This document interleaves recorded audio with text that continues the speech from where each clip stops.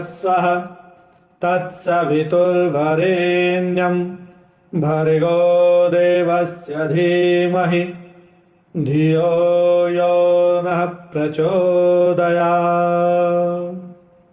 ओम शांति शांति शांति।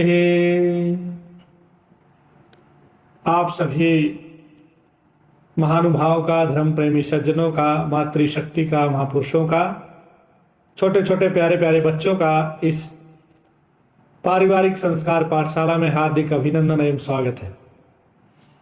प्रतिदिन की भांति हम यहाँ पर चर्चा कर रहे हैं और हमारे इस संस्कार पाठशाला का उद्देश्य जो है वो क्या है, ये आपको विदित होना चाहिए। इस संस्कार पाठशाला में सबसे पहले यदि कोई संस्कार देना है, बच्चे को यदि कुछ कहना है, बताना है, व्यक्ति को अच्छे मार्ग पर ले चलना है, तो सबसे पहला जो हमने विचार किया है कि व्यक्ति को नशे से दूर रखना चाहिए। नशा मुक्त हरियाणा, दूध दही घी का खाना, यह मेरा हरियाणा, ऐसा विचार बनाते हुए हम अपने परिवारों को नशे से बचाएंगे। नशा एक बहुत बड़ा अभिशाप है। इस दिशा में हमारा प्रतिदिन का स्वाध्याय चल रहा है। एक श्लोक के ऊपर ये समाप्त पिछली कक्षा हुई थी। आज की इस कक्षा में आप सबका अभिनंदन, स्वागत है। शराबे इश्क तूने अक्सर कौमों को खाके छोड़ा है, जिस घर पे सिर उठाया उसको मिटा के छोड़ा है। राजाओं के राज्य छीने, शाहों के ताज छीने, गर्दन कसों को अक्सर नीचे दिखा के छोड़ा है, नीचा दिखा करके छोड़ा है। अफीम गांजा भांग चर्स मादक मद मादक पोस्त शराब, हे मित्रों सोचो ध्यान से, सारे नशे हैं खराब। आप सभी नशों को खराब मानना चाहिए। एक अपील मेरी है जो बार बार हम इन कक्षाओं के माध्यम से कर रहे हैं, और इस कक्षा के माध्यम से आप इस वीडियो को शेयर करते जाएंगे तो शायद सरकार भी इस पर और ध्यान देगी। जो ड्रग्स फ्री हरियाणा सरकार ने एक अभियान चलाया है, उस ड्रग्स फ्री हरियाणा में नशे के खिलाफ जो अभियान चलाया है, मैंने जो नंबर नशे के खिलाफ आपने कोई कहीं नशा बेचता हुआ, करता हुआ या नशा प्रचार करता हुआ मिलता है तो उसके खिलाफ आप कार्रवाई करवा सकते हैं। तो उस नंबर पे मैंने फ़ोन मिलाया तो मैंने कहा कि हमारे पड़ोस में जो पांडु पिंडारा धाम जींद के अंदर पड़ता है, बहुत बड़ा धाम है, वहाँ वो एक धार्मिक स्थल है। धार्मिक स्थल होते हुए भी वहाँ पर एक शराब का ठेका है, जहाँ लोग मांस और शराब दोनों का सेवन कर करके रात को वहाँ इधर उधर लौटते पोटते हुए फिरते हैं। तो मैंने जब इस बात को फ़ोन मिलाकर बताया तो वहाँ से हरियाणा सरकार की जो हेल्पलाइन नंबर है नशा मुक्त हरियाणा की, वहाँ से जवाब ये मिला कि शराब को इसके ड्रग्स फ्री हरियाणा के अंदर नहीं जोड़ा गया है। तो इस बात का संज्ञान हरियाणा के मुख्यमंत्री जरूर लें। जब आदरणीय नरेंद्र मोदी जी ने गुजरात में शराब बंद कर दी है और बिहार में शराब बंद है, गोवा में शराब, कई राज्यों में शराब बंद है, तो हरियाणा में शराब बंद क्यों नहीं हो सकती? हरियाणा में शराब बंद होनी चाहिए कि नहीं होनी चाहिए? और शराब को नशे के अंदर लेना चाहिए कि नहीं लेना चाहिए?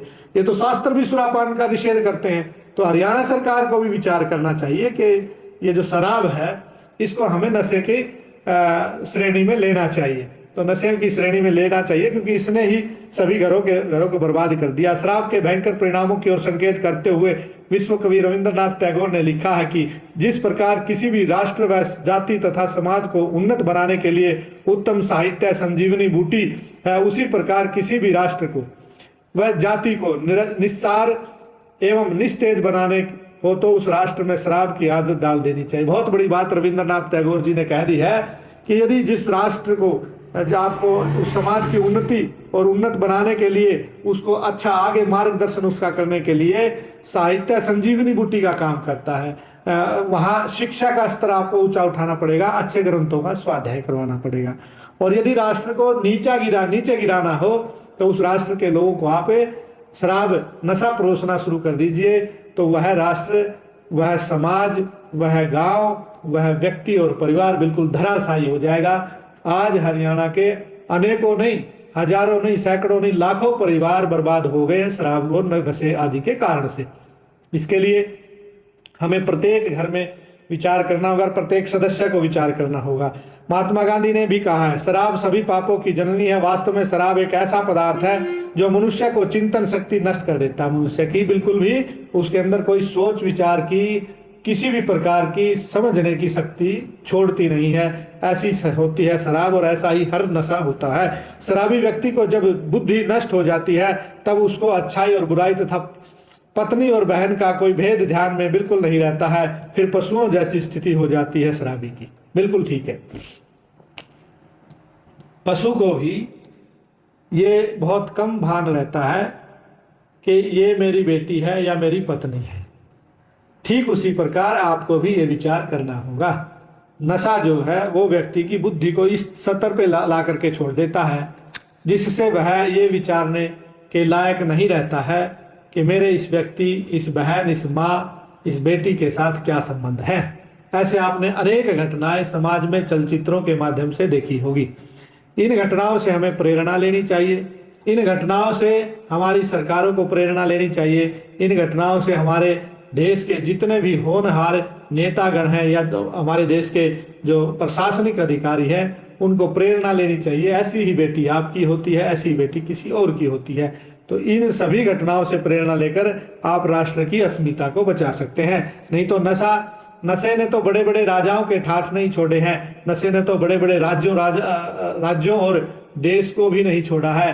तो परिवार की क्या कहानी है। आज हम इस पारिवारिक संस्कार पाठशाला में इन चीज़ों का जिक्र करते हुए आपसे प्रार्थना कर रहे हैं। अंग्रेज लेखक मिल्टन का कथन है कि विश्व की सारी सेनाएं संयुक्त रूप से इतने मनुष्यों और संपत्ति को नष्ट नहीं कर सकी जितनी कि अकेली मदिरा ने नष्ट किया है। हिंदी के प्रसिद्ध उपन्यास मुंशी प्रेमचंद ने कहा था। लेखक मिल्टन जी क्या लिख रहे हैं कि पूरे संयुक्त राष्ट्रों की सेना भी लग करके इतनी संपत्ति और मनुष्यों की हानि नहीं कर सकती। आप गूगल पर सर्च करेंगे, ये छोटा आंकड़ा नहीं है। भारत में एक वर्ष में 30 लाख लोग नशे के कारण मर जाते हैं, अपनी जिंदगी से हाथ धो बैठते। 30 लाख लोग प्रति वर्ष भारत के अंदर। आप हिसाब लगाइए कितना बड़ा आंकड़ा है। 30 लाख लोग तो सेनाओं का युद्ध होता तब भी नहीं मरते हैं, और इन 30 लाख लोगों के मरने से संपत्ति की हानि कितनी होती होगी आप उसका अनुमान नहीं लगा सकते। इसलिए लेखक मिल्टन ने ठीक कहा है, सारे विश्व की सारी सेनाएं संयुक्त रूप से इतने मनुष्यों की संपत्ति और मनुष्यों की हानि नहीं कर सकती जितनी अकेली मदिरा कर देती है, शराब कर देती है और भी नशे करते हैं। तो मुंशी प्रेमचंद जी क्या कह रहे हैं, जहां 100 में से 80 आदमी भूख से मरते हो वहां शराब पीना और गरीबों का खून पीने के समान है। जहां 100 में से 80 आदमी भूख से मरते हो वहां शराब पीना गरीबों का खून पीने के समान है। ऐसी स्थिति इस देश की मुंशी प्रेमचंद जी लिखते हैं। फील्डिंग एक हमारे लेखक का कहना है कि मदिरा और यौवन आग पर आग है। मदिरा और यौवन आग पर आग है। शेक्सपियर ने शराब की निंदा इन शब्दों में की है, नशे में चूर व्यक्ति की सूरत उसकी माँ को भी बुरी लगती है। यदि नशे में आप बैठे हुए हैं, नशे में यदि आप चूर हैं, तो उस व्यक्ति की सूरत जो है, उस व्यक्ति की शक्ल जो है, माँ को अपना बेटा सबसे ज़्यादा प्यारा होता है। ऐसी कोई माँ होगी जिसको अपना बेटा प्यारा नहीं लगता हो, अच्छा नहीं लगता हो। तो क्या कह रहे हैं कि शेक्सपियर ने कहा शराब की निंदा इन शब्दों में की है, नशे में चूर व्यक्ति की सूरत उसकी माँ को भी बुरी लगती है। ये शेक्सपियर जी लिखते हैं। तो आपको इस बात पर विचार करना होगा कि जब आप शराब पी करके घर में आएंगे तो क्या आपकी सूरत, आपकी मूरत जो है, आपका व्यवहार जो है, क्या आपके माता पिता को, क्या आपके भाई को, क्या आपकी बहन को पसंद आएगा? बिल्कुल नहीं पसंद आएगा। तो इसलिए हमें इस बात पर जरूर विचार करना होगा कि हमारे परिवार में जब हम नशा करके जाएंगे, शराब पी करके जाएंगे, क्या परिवार के लोग मेरे को पसंद करेंगे? तो जब आपको परिवार वालों को ही आपसे नफरत है तो पूरा देश, पूरा विश्व और इस समाज और ग्राम के लोग आपको कैसे देखते होंगे? तो ऐसी बुरी चीज, ऐसी बुरी लत को आप अपने परिवार में बिल्कुल नहीं आने देंगे। ऐसा संकल्प आपने जरूर विचार करना है। इसमें आगे हम लिखते हैं, शेखवादी कहते हैं, हमारे लेखक, ये सभी लेखक हुए हैं इतिहास के। शेखवादी कहते हैं शराब पीना और कुछ नहीं है, केवल अपनी इच्छा से पागल बनना है। शराब का एक प्याला मनुष्य को बुद्धिहीन बना देता है और दूसरा प्याला पागल बना देता है और तीसरा प्याला मनुष्य को पूर्णतः बुद्धिहीन बना देता है, अर्थात चेतनाहीन बना देता है। आदमी पहले शराब पीते हैं और फिर शराबी आदमी को शराब पी जाती है आदमी को, अर्थात बार बार पीने की इच्छा होती है, अंत में शराबी को ही पीने लग जाती है। इस प्रकार संसार के सभी महापुरुषों, लेखकों आदि ने शराब की निंदा की है, अतः यह सर्वथा त्याज्य है।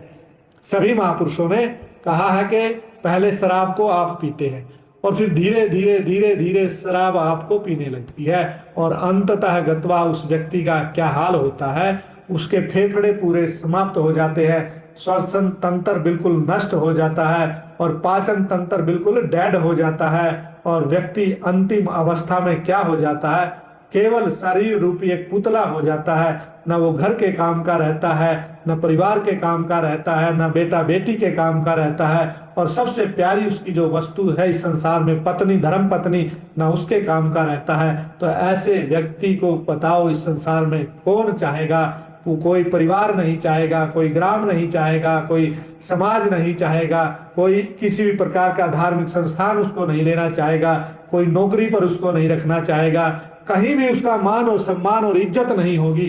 तो ऐसी स्थिति पैदा करने वाले नशे और शराब जैसी महामारी को आप अपने परिवार में क्यों आने देते हैं? क्यों आने देते हैं? क्यों आने देते हैं? इस पर आपको विचार करना होगा। आगे क्या लिखते हैं? अब आइए आर्थिक हानि की दृष्टि से मदिरा पान पर विचार करेंगे। क्यों हम शराब का निषेध कर रहे हैं और सरकारें भी कर रही हैं। और सरकार, आप शराब पी करके जाओगे, यदि आपको कहीं नौकरी करनी है, कहीं आपको सर्विस करनी है, तो जब आपका मेडिकल होता है तो शराब का निषेध होता है। यदि आप शराब पीते हैं तो आपको नौकरी पर नहीं रखा जाएगा, रोजगार पर नहीं रखा जाएगा। तो क्या कोई भी स्थान ऐसा नहीं है जहां पर आपको ये शराब जो है, आपको नशा जो है पसंद किया जाता हो, नशा करने वाले व्यक्ति को स्थान दिया जाता हो। तो फिर भी समाज में ऐसी बीमारी, ऐसी बुराई को आप क्या अपने परिवार में लाना चाहेंगे? नहीं लाना चाहेंगे। इसलिए ये पारिवारिक संस्कार पाठशाला अपने परिवार में आप YouTube के चैनल के माध्यम से आप जरूर चलाइए, ताकि आपके परिवार के बच्चे इस महामारी से, इस बुराई से बच सके। अब आइए आर्थिक पहलू पर हम विचार करेंगे कि मदिरा पान करने से हमारा आर्थिक नुकसान क्या होता है। एक शराबी एक महीने में कम से कम 500 रुपए की शराब पी ही जाता होगा। एक महीने के अंदर आप ये 500 का जो हमने आंकड़ा रखा है, ये कम से कम आंकड़ा है। यदि व्यक्ति 50 रुपए की रोज शराब पीता है तो महीने में कितनी होगी? 1500 रुपए की होगी। और कम से कम का आंकड़ा हमने 500 रुपए का रखा है। और यदि इस शराबी को परमपिता परमात्मा की दया से सद्बुद्धि आ जाए तो यह उन 500 रुपए को अपने बच्चों की पढ़ाई लिखाई तथा पालन पोषण पर खर्च कर दे। उसको ऐसा करने से 2 लाभ होंगे। एक तो शराबी सुरापान के महापापों से बच जाएगा, दूसरा उसके बच्चे पढ़ लिख कर विद्वान हो जाएंगे। ये बात सही है। ये करोड़ों लाखों रुपए जो है, आप इस आंकड़े को आप गूगल पर एक बार सर्च करके देखेंगे कि पूरे देश में, भारत देश में प्रतिवर्ष कितने लाख रुपए की शराब या नशा, शराब भी उसी में आ जाएगी, तो नशा आप लिखेंगे, नशा आप सर्च करेंगे कि पूरे देश में प्रतिवर्ष कितना नशा सप्लाई होता है या बेचा जाता है, उसकी क्या कीमत है। तो आपको आश्चर्य होगा कि देश में इतनी बड़ी मात्रा में जो पैसा नशे पर खर्च हो रहा है, यदि उस पैसे को आपके बच्चों को पढ़ाई लिखाई करवाने में यदि खर्च किया जाए तो आपके बच्चा, आपका बेटा, आपकी बेटी अच्छे स्थान पर अच्छे विद्वान बनकर, अच्छे अध्यापक, अच्छे नागरिक बनकर के अच्छा जीवन यापन कर सकते हैं। ये शराब की हानियां और शराब से जो दुष्परिणाम होने वाले हैं वो हम अपने परिवार में जरूर बैठकर विचार और चिंतन करें। आपके परिवार में शुरुआत कहाँ से होती है? आपके परिवार में शुरुआत बीड़ी पीने से होती है। बीड़ी भी एक नशा है, सिगरेट भी एक नशा है, कोई भी नशा है। जर्दा तंबाकू भी जो चबाते हैं उसके करने से भी बुद्धि न्यून होती है, कम होती है। क्या कोई ऐसा व्यक्ति है जो अपनी बुद्धि को घटाना चाहेगा? नहीं घटाना चाहेगा। तो इसलिए आप ये नशे की शुरुआत है।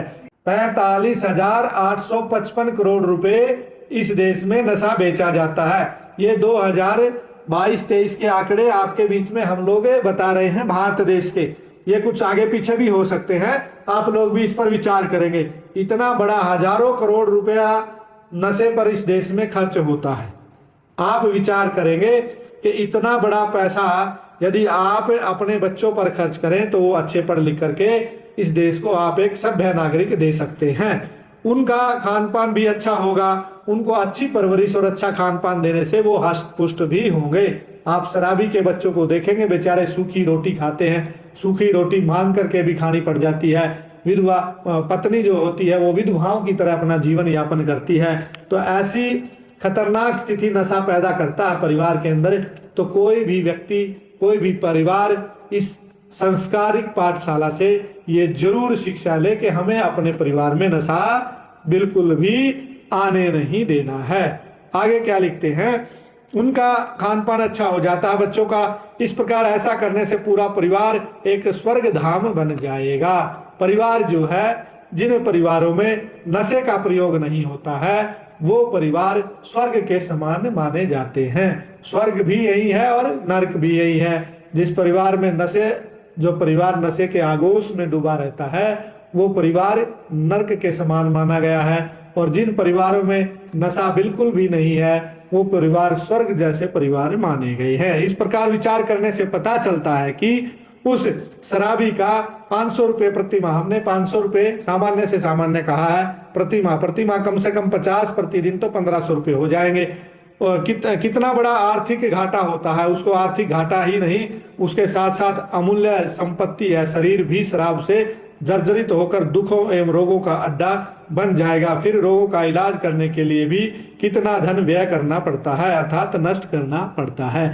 आप इस बात को जरूर समझेंगे। केवल शराब का जो पैसा है वो पैसा ही नहीं, बल्कि उस शराब के पीने से जो शारीरिक हानि होती है वो शारीरिक हानि क्या है कि जो शारीरिक हानि नशे के कारण होती है उसका हमें विचार करना चाहिए।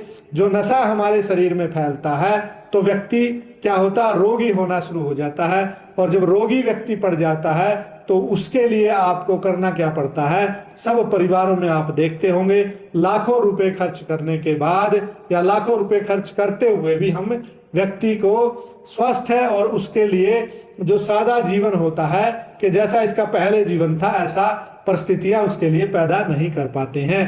तो बहुत बड़ा खर्च हमारा इस पर भी हो जाता है मनुष्य को स्वस्थ करने के लिए। इसलिए आप लोग ये हानि जो है ये देश की 45,000 करोड़ रुपए लगभग शराब और नशे पर खर्च किया जाता है, उससे हमें बचना चाहिए।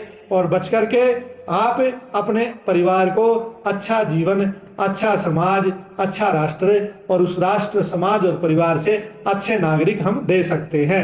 आजकल प्राय जो लोग शराब पीते हैं वे साथ साथ बीड़ी, सिगरेट, तंबाकू, पकोड़े, नमकीन, मांस, अंडे आदि अन्य व्यसनों में फंसे रहते हैं। यह भी आर्थिक दृष्टि से आप देखोगे बहुत बड़ी हानि लगाए तो पता चलेगा कि कम से कम 250-500 रुपये शराब और व्यसनों में खर्च। इस प्रकार एक वर्ष में लगभग 3 से 30,000 रुपये जुड़ते हैं। शराबी इन रुपयों को अपने बच्चों को लालन पालन और अपने घर की आर्थिक स्थिति सुधारने में लगाए दो तो उससे बहुत बड़ा आर्थिक लाभ और दुख एवं कलेश तथा कष्टों के नाम सुनने को भी मिलेंगे। ये बहुत बड़ी आपके बीच में मैं बात रख रहा हूँ। शराब और नशे से बहुत बड़ी हानि परिवार में होती है। आप इन जो व्यसन करने से, जो नशा करने से जो हानियाँ हो रही हैं, आर्थिक हानि हमारी होती है और शारीरिक हानि होती है। आर्थिक हानि में आपको पैसों का खर्च करना पड़ता है, जो व्यक्ति नशा करते हैं, जो परिवार नशा करते हैं। और आर्थिक हानि के साथ साथ उसको शारीरिक आपने देखा होगा, नशा करने वाला पूरी दुनिया में आप एक भी उदाहरण ऐसा नहीं दे सकते कि नशा करने वाले व्यक्ति का शारीरिक स्वास्थ्य ठीक है। उसका शारीरिक स्वास्थ्य ठीक है बिल्कुल भी नहीं रहता है। तो हमें इस बात पर विचार करना होगा कि शारीरिक स्वास्थ्य को ठीक करने के लिए आपको नशे के आगोश से बचना होगा या नशे से बचना होगा। अब आर्थिक हमारा हानि हो रही है और शारीरिक हानि हमारी हो रही है। इसके कारण, इसके साथ साथ दूसरों को हम क्लेश और कष्ट भी नशे के कारण देते हैं। आपको सुनने को बहुत मिलता होगा कि कोई व्यक्ति शराबी था, कोई व्यक्ति जुआरी था, कोई व्यक्ति, सब ये नशे से आते हैं। तो आपको सुनने को जरूर प्राय आप देखते हैं कि परिवार के लोग जितने भी हैं वो कष्टदायक महसूस करते हैं। उन कष्टों को, उस शराबी को तो कष्ट होता ही होता है, साथ में परिवार के लोगों को भी कष्ट होता है। इसी प्रकार यदि हम शराब का भी हिसाब लगावें तो एक महीने में एक शराबी 500 रुपये, एक वर्ष में 6,000 रुपये और 10 वर्षों में 60,000 रुपये की शराब पी जाता है। ये हमने एक सामान्य आंकड़ा लगाया है, परंतु ये बहुत बड़ा आंकड़ा, यदि आप एक्चुअल जो आंकड़ा लगाएंगे बहुत बड़ा आंकड़ा हो जाएगा। और ये सारा खर्च उसी के साथ साथ बीड़ी, सिगरेट, मांस, अंडे आदि का भी हिसाब लगावें तो 10 वर्षों में 90,000 से 1,00,000 रुपये कम से कम नष्ट कर देता है। इस शराबी को परम पिता परमात्मा की दया से सद्बुद्धि आ जावे तो इन अपने बच्चों की विकास एवं उन्नति के लिए खर्च कर दे तो शराबी के परिवार को कितना बड़ा आनंद आएगा, एक घर स्वर्ग धाम बन जाएगा। बहुत अच्छी बात है। यदि शराबी को परमात्मा, देखिए हम इस पारिवारिक संस्कार पाठशाला में आपको बार बार ये निवेदन कर रहे हैं कि कोई भी परिवार यदि नशा कर रहा है तो उसको ये बुद्धि आ जानी चाहिए, परमात्मा उसको ये बुद्धि दे दे जिससे इस बुद्धि को वो विचार कर सके कि मैं अपने परिवार की, मैं अपने बालक बच्चों की, मैं अपनी धर्म पत्नी की, मैं अपने गांव की, अपने समाज की, अपने राष्ट्र की इतनी बड़ी हानि कर रहा हूं। तो परमात्मा यदि बुद्धि आपको दे दे, परमात्मा आपके परिवार में इस प्रकार की बुद्धि भी जरूर दे कि प्रभु हमारे परिवार में एक भी व्यक्ति नशा करने वाला नहीं होना चाहिए, ये हमारे लिए जरूरी है। और हे चिंतनशील मानव, सभी योनियों में सर्वश्रेष्ठ कहलाने वाले इंसान, जरा सोचिए, एकांत में बैठ करके सोचिए, क्या आपका शराब पीना उचित है? परंतु मैं तो यही कहूंगा कि आप शराब नहीं पीते बल्कि अपने बच्चों का खून पीते। ये लेखकों की अपनी भाषा है, और जब भाषा ऐसी निकलती है तो पीड़ा से निकलती है। मैं आपको कह रहा था कि वसुदेव कुटुंबकम, इस राष्ट्र का नहीं, इस विश्व का प्रत्येक परिवार मैं अपना परिवार मानता हूं। और उस पीड़ा के तहत ही मैं ये बात आपके बीच में रख रहा हूं कि आपको इस बात पर जरूर विचार करना चाहिए आप अपने परिवार में नशा बिल्कुल नहीं आने देंगे। आजकल कुछ लोग, कुछ ऐसा ट्रेंड चल गया है, हुक्का जो है, हुक्का वो घरों में, कार्यालयों में, ऑफिसों में रखने लगे हैं। देखिए, आप ये मानते हैं कि हुक्का तो हमारे समाज का प्रचलन का हिस्सा है, हुक्का हमारी आन और बान और शान है। हुक्का पीने से यदि आपको हानि होती, लाभ होता है तो आप पीजिए। कुछ लोग ऐसा मानते हैं, कुछ लोग ऐसा कहते हैं कि भाईचारे की निशानी है, इससे दो भाई बैठ करके बातचीत कर लेते हैं। ऐसा नहीं है। धुआं जो है हमारे लिए हानिकारक है, और जो तंबाकू है उसमें निकोटीन की मात्रा होती है। आप भाईचारा कैसे निभाएंगे? भाईचारा तो बुद्धि से निभाया जाता है। जब आप किसी के घर में जाएंगे, जब आपको ये होगा कि हाँ ये मेरा ये नाता इससे बनता है, और मैं सत्य भाषण करते हुए और बिना झूठ के बोले मैं इससे अच्छे से अच्छा व्यवहार करूं और मैं अच्छे से अच्छे प्रेम से बात करूं, तभी आपको ये पता लगेगा, तभी आपको ऐसा एहसास होगा कि ठीक बात है कि आप कभी देखना, विचार करना, जब आप हुक्का या बीड़ी सिगरेट पी लेंगे तो आपको महसूस होगा कि हाँ मेरे विचारों में या मेरे सोचने समझने में कुछ बुद्धि का स्तर मेरा नीचा हुआ है, नीचे आ गया है। आपको चक्कर सा आने लगेगा। ये तो बहुत लोगों को आदत पड़ जाए, जब आप प्रारंभ में ये पीते हैं तो आपको लगता है चक्कर आने लग जाता है। वो सीधा सा और स्पष्ट सा निर्देश और संकेत है कि आपकी बुद्धि को नशा हर रहा है, समाप्त कर रहा है, चक्कर बना रहा है। तो जब आपको आदत पड़ जाती है तो आप उसको महसूस करना बंद कर देते हैं। तो इसलिए हमें जरूर विचार करना चाहिए। हे मनुष्य, तू चिंतनशील है, ये हमारे पीने और खाने की वस्तु कतई नहीं है, बिल्कुल भी नहीं है। यदि आप किसी के घर में आते हैं तो भाईचारा तो क्या बढ़ेगा? उसको भोजन कराइए बड़ा सुंदर, उसको फल खिलाइए, उसको मेवा और मिष्ठान खिलाइए, बहुत अच्छा भाईचारा बनेगा। आप 2 रुपए का धूम्रपान करा के 5 रुपए का तंबाकू हुक्के में डाल करके पिला करके आप 5 रुपए में भाईचारा बढ़ाना चाहते हैं। अरे भाईचारा तो तब बढ़ेगा, उसको आप आध पाव घी चूरमा बना करके खिलाइए, भाईचारा तो तब बढ़ेगा। आपको भी पता लगे और उसको भी पता लगे, शरीर में भी कुछ ताकत आए, और जो हमारा हरा भरा हरियाणा दूध दही घी का खाना खीर और चूरमे का खाना यह मेरा हरियाणा, मर्द मुछले यहाँ के छोरे, गले तबीजी काले डोरे, सर पे पगड़ी पेचो वाली, सीधा साधा बाणा, यह मेरा हरियाणा। तो ये था भाईचारा, तो इसको भाईचारा कहते हैं। इसलिए जो परिवार ऐसा करते हैं वो परिवार, मैं उनसे हाथ जोड़ करके प्रार्थना कर रहा हूँ, वो परिवार ऐसा बिल्कुल ना करें।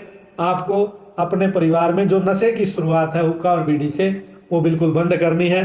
हम नशे के प्रत्येक विकल्प को बंद करवाना चाहते हैं और स्वर्ग जैसा धाम, स्वर्ग जैसा परिवार हमारा बनाना चाहते हैं। और अपने परिवार में किसी के दांत जरे हुए ना हो, कोई बाजू किसी की पतली ना हो, डोले किसी के कम ना हो, बीमार कोई व्यक्ति ना हो, खांसी खुर्रा किसी को ना हो, ऐसा परिवार हम देखना चाहते हैं इस हरियाणा और पूरे भारतवर्ष का। तो इस पारिवारिक संस्कार पाठशाला में आप जो मेरे विचार सुन रहे हैं, उन विचारों को आप अपने जीवन में, अपने परिवार में, अपने समाज में अधिक से अधिक फैलाएंगे। फैलाने का माध्यम आज जो बना हुआ है, आप मेरे विचारों को सुन करके बता भी सकते हैं किसी को, और यदि बता नहीं सकते तो आप अपने मित्रों को, सहयोगियों को, रिश्तेदारों को आप ये जरूर कह सकते हैं कि भाई आचार्य योगेंद्र महाराज जी नशे के ऊपर एक कक्षा चलाते हैं, पारिवारिक संस्कार पाठशाला चलाते हैं। आप उसको यूट्यूब पर जाइए, हमारे यूट्यूब चैनल को सब्सक्राइब करिए और प्रतिदिन हर क्लास को सुन करके आप अपने परिवार को बचाइए। अपने परिवार बचेंगे तो ये देश और राष्ट्र फिर से खुशहाल हो जाएगा और फिर से विश्व गुरु हो जाएगा। यहाँ से नशा चला जाएगा, दूध की नदियां बहनी शुरू हो जाएंगी और फिर से यहाँ गो हत्या जैसे कलंक मिट जाएंगे। राम और कृष्ण का फिर से राज्य होगा और आनंद ही आनंद होगा। ये देश फिर से विश्व गुरु होगा। बोलिए भारत माता की जय, गौ माता की जय। कटती गैया करे पुकार, अब तो प्रत्येक हिंदू करो विचार। जरूर विचार करना पड़ेगा। विचार आप कब कर पाएंगे? जब आपकी बुद्धि सात्विक होगी। तो इसलिए अपनी बुद्धि को सात्विक बनाए रखने के लिए आपको नशे से हमेशा दूर रहना चाहिए। बोलिए भारत माता की जय, गौ माता की जय। आप लोगों की भी जय। सभी को सादर प्रणाम। जय श्री राम, जय गौ माता, जय भारत माता। नमस्ते। ओम शांति शांति शांति।